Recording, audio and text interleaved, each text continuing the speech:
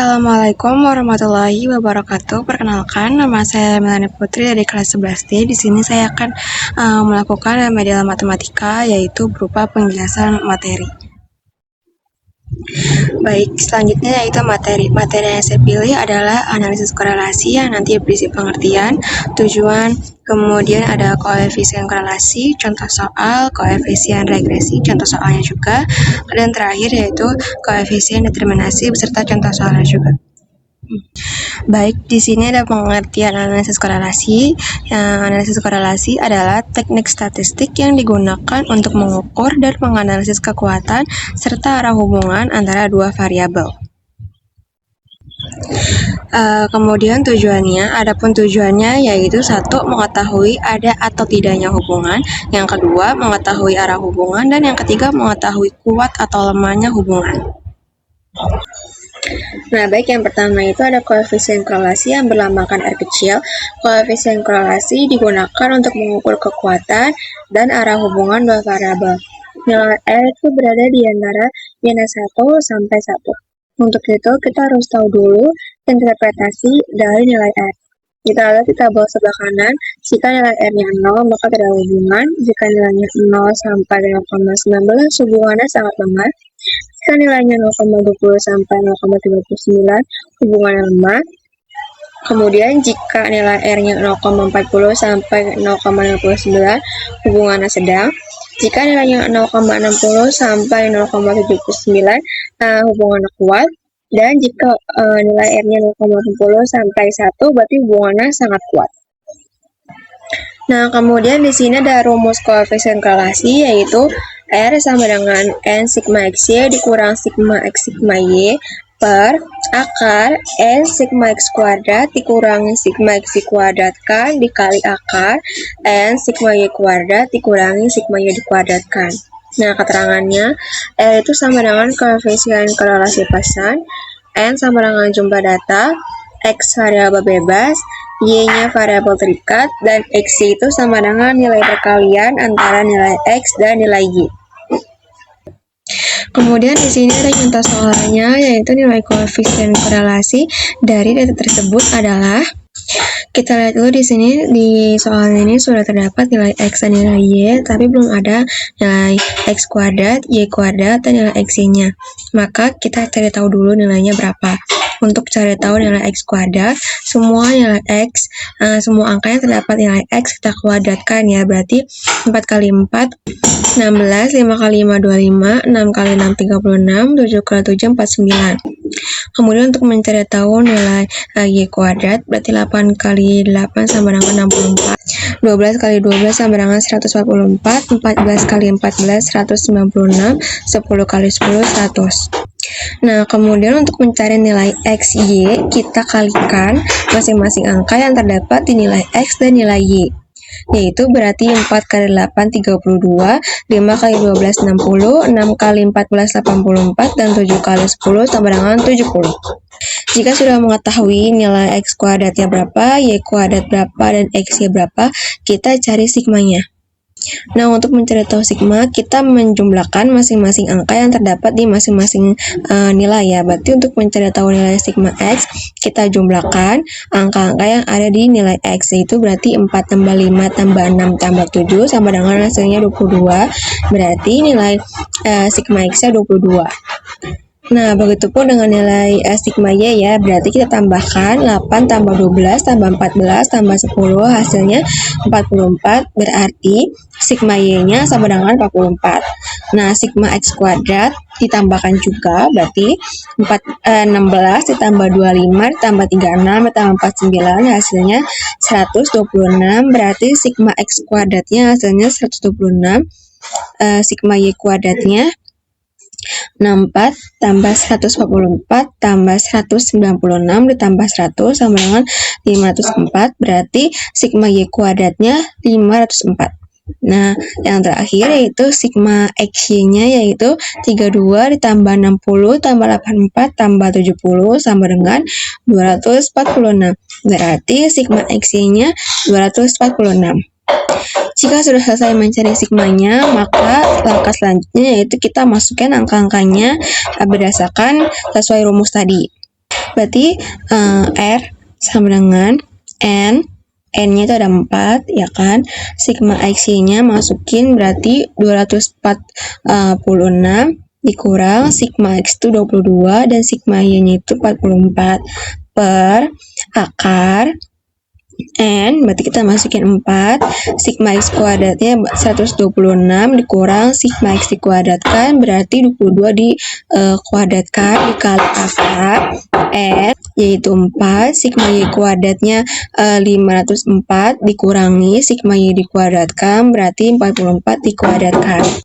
Jika sudah, kita kalikan, berarti 4 dikali 246 sama dengan 984 dikurang 22 dikali 44 berarti 968 per akar itu dimasuki, tapi jangan langsung dijumlahkan menggunakan akar, ya kan? 4 dikali 126 hasilnya 504 dikurangi 22 dikuadratkan 484 dikali akar, berarti 4 dikali 504 sama dengan 2016 dikurangi 44 dikuadratkan, berarti 1936.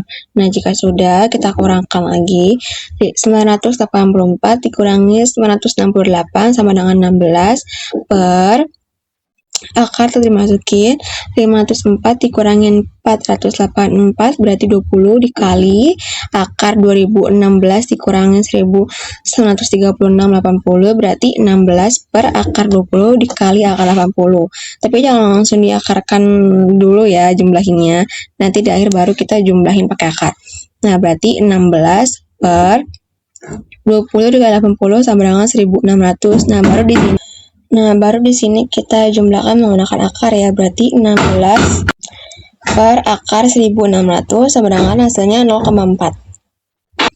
Selanjutnya yaitu koefisien determinasi yang berlambangkan R besar. Nah, koefisien determinasi digunakan untuk mengetahui seberapa besar pengaruh variabel X terhadap Y. Di sini ada rumusnya yaitu R besar dikuadratkan sama dengan R kecil dikuadratkan dikali 100%. Nah, interpretasinya yaitu semakin besar nilai R dikuadratkan, semakin besar juga pengaruhnya X terhadap nilai Y.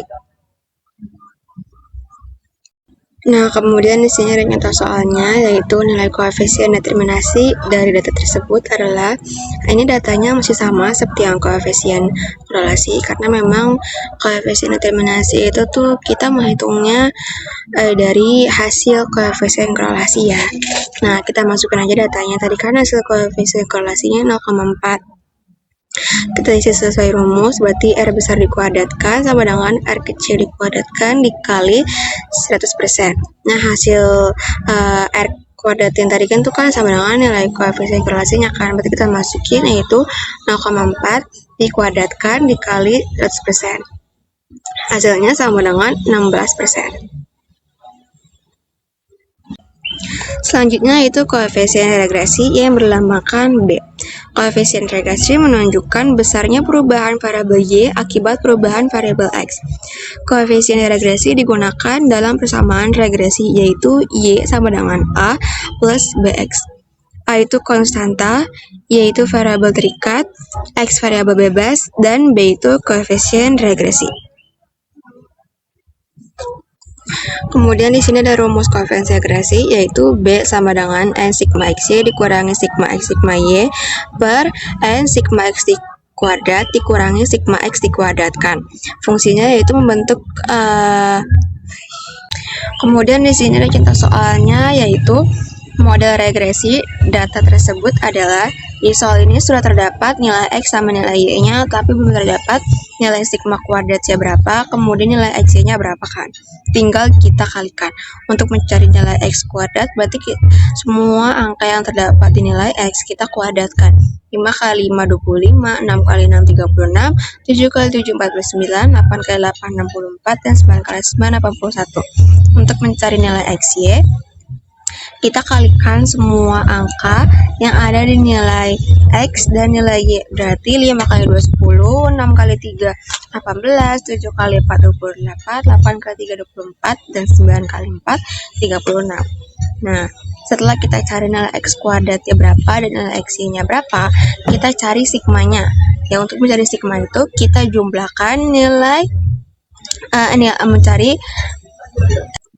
setelah kita tahu sigmanya berapa, kita cari tahu dulu nilai B-nya ya. Itu berarti B sama dengan N, yaitu kita masukin berarti N-nya 5, kemudian nilai sigma X-nya 116 dikurangi sigma X tinggal 5, sigma Y 16 per N, kita masukkan lagi angka 5-nya, sigma X kuadrat yaitu 255 dikurangi sigma X dikuadratkan, 35 berarti dikuadratkan.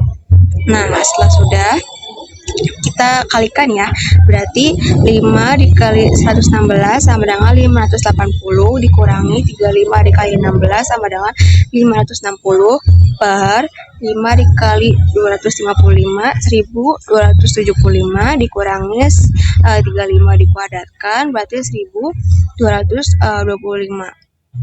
Nah, jika sudah kita kurangkan ya, berarti 580 dikurang 560 sama dengan 20 per 1275 dikurangi 1225 sama dengan 50, berarti 20 per 50 hasilnya 0,4.